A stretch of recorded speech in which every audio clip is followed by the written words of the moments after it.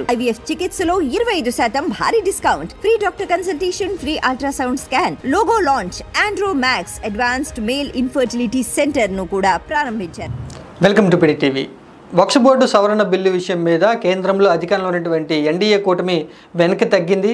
నిన్నటి రోజున పార్లమెంటు సమావేశాల్లో లోక్సభలో వక్ఫ్ బోర్డు సవరణ బిల్లుని అయితే ప్రవేశపెట్టగా ఎన్డీఏ కూటమిలో ఉన్నటువంటి మిత్రపక్షాలన్నీ కూడా ఆ బిల్లుకి అయితే మద్దతు ఇవ్వడం జరిగింది. ఇక ఇండియా కూటమిలో ఉన్నటువంటి మిత్రపక్షాలన్నీ కూడా ఈ బిల్లును తీవ్ర స్థాయిలో వ్యతిరేకించడం జరిగింది. నిరసన కార్యక్రమాలు అయితే చేపట్టడం జరిగింది. ఇక తటస్థంగా ఉండేటువంటి వైఎస్ఆర్ కాంగ్రెస్ పార్టీ కూడా ఈ బిల్లు మీద మాకు చాలా అనుమానాలు ఉన్నాయి, ఈ బిల్లును మేము వ్యతిరేకిస్తున్నామంటూ కూడా వైసీపీ పార్టీ వక్ఫ్ బోర్డు సవరణ బిల్లును అయితే వ్యతిరేకించడం జరిగింది. వైసీపీ పార్టీతో పాటుగా ఒరిస్సాకు చెందినటువంటి బీజేడీ పార్టీకి కూడా వ్యతిరేకించడం జరిగింది. ఎంఐఎం పార్టీ కూడా ఈ యొక్క వక్ఫ్ బోర్డు సవరణ బిల్లును తీవ్ర స్థాయిలో వ్యతిరేకించడం జరిగింది. కానీ లోక్సభలో ఉన్నటువంటి బలాబలాలు ఒకసారి కనుక చూసుకుంటే ఎన్డీఏ కూటమికి ఈ యొక్క వక్ఫ్ బోర్డు సవరణ బిల్లును నెగ్గించుకోవడం అంత కష్టమేమీ కాదు. ఇక్కడ తెలుగుదేశం పార్టీ నుంచి ఎంపీల బలం అయితే ఉండడం జరిగింది. బీహార్ నుంచి నితీష్ కుమార్ చెందినటువంటి పార్టీల బలం కూడా ఉండడంతో లోక్సభలో ఈ యొక్క వక్ఫ్ బోర్డు సవరణ బిల్లును ఎన్డీఏ కూటమి ప్రభుత్వం నెగ్గించుకునే అవకాశం అయితే ఉంది.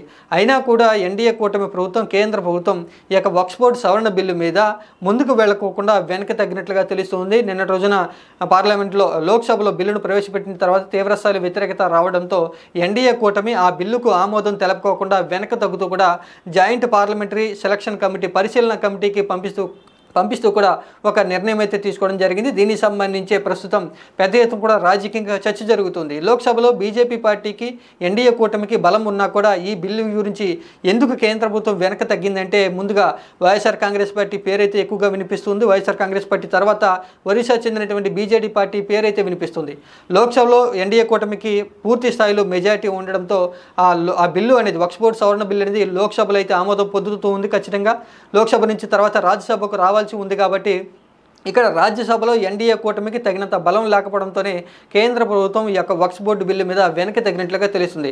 రాజ్యసభలో ఖచ్చితంగా ఈ బిల్లు ఆమోదం పొందాలి అంటే వైఎస్ఆర్ కాంగ్రెస్ పార్టీ చెందినటువంటి 11 మంది రాజ్యసభలో ఆమోదం ఉంటేనే ఖచ్చితంగా ఆ బిల్లు ఆమోదం పొందేటువంటి అవకాశం అయితే ఉంటుంది. ఇంకా బీజేడీకి చెందినటువంటి 9 మంది రాజ్యసభ ఎంపీల బలం కూడా ఎన్డీఏ కూటమికి ఆ యొక్క వక్ఫ్ బోర్డు సవరణ బిల్లుకు బీజేడీ ఎంపీల మద్దతు కూడా కావాల్సి ఉండడంతో వైఎస్ఆర్ కాంగ్రెస్ పార్టీ, బీజేడీ పార్టీలు అయితే ప్రస్తుతం ఆ వక్ఫ్ బోర్డు సవరణ బిల్లును వ్యతిరేకిస్తున్నాయి. కాబట్టి రాజ్యసభలో ఆమోదం పొందేటువంటి అవకాశం ఏమాత్రం కూడా లేదు. లోక్సభలో ఆమోదం పొందినా కూడా రాజ్యసభలో ఆమోదం పొందేటువంటి అవకాశం లేకపోవడంతో ఎన్డీఏ కూటమి ప్రభుత్వం వెనక్కి తగ్గినట్లుగా తెలుస్తుంది. గతంలో బీజేపీ పార్టీకి మిత్రపక్షాలకు అయితే వైఎస్ఆర్ కాంగ్రెస్ పార్టీ వ్యవహరించింది అనేటువంటి ఒక ముద్ర అయితే ఉండడం జరిగింది. ఇంకా బీజేడీ పార్టీ కూడా ఎన్నికల ముందు వరకు 2024 సార్వత్రిక ఎన్నికల వరకు బీజేపీ పార్టీని సాన్నిహిత్యం కలిగి ఉంది అనేటువంటి ఒక విమర్శ, ఒక పేరైతే ఉండడం జరిగింది. కానీ ఎప్పుడైతే 2024 ఎన్నికల్లో బీజేపీ పార్టీ వైఎస్ఆర్ కాంగ్రెస్ పార్టీకి, బీజేడీ పార్టీకి వ్యతిరేకంగా మారిపోయి కూటమిని జతకట్టి ఆ రెండు పార్టీలను ఓడించడంలో బీజేపీ పార్టీ కీలక పాత్ర పోషించింది. కాబట్టి ఈ వైఎస్ఆర్ కాంగ్రెస్ పార్టీ, బీజేడీ పార్టీలు వ్యతిరేకంగా మారడం జరిగింది. దానికి సంబంధించే వక్ఫ్ బోర్డు సవరణ బిల్లు మీద ఈ రెండు పార్టీలు కూడా, వైఎస్ఆర్ కాంగ్రెస్ పార్టీ, నవీన్ పట్నాయక్ చెందినటువంటి బీజేడీ పార్టీ కూడా రాజ్యసభలో ఖచ్చితంగా అభ్యంతరం తెలుపుతాయి. కాబట్టి ఈ బిల్లు చట్టంగా ఆమోదం పొందేటువంటి అవకాశం ఏమాత్రం కూడా లేదు. రాజ్యసభలో ఆమోదం పొందేటువంటి అవకాశం లేకపోవడంతో ఎన్డీఏ కూటమి ప్రభుత్వం వెనక్కి తగ్గి ఈ యొక్క వక్ఫ్ బోర్డు సవరణ బిల్లును జాయింట్ పార్లమెంటరీ పరిశీలన కమిటీకి అయితే పంపించడం జరిగింది.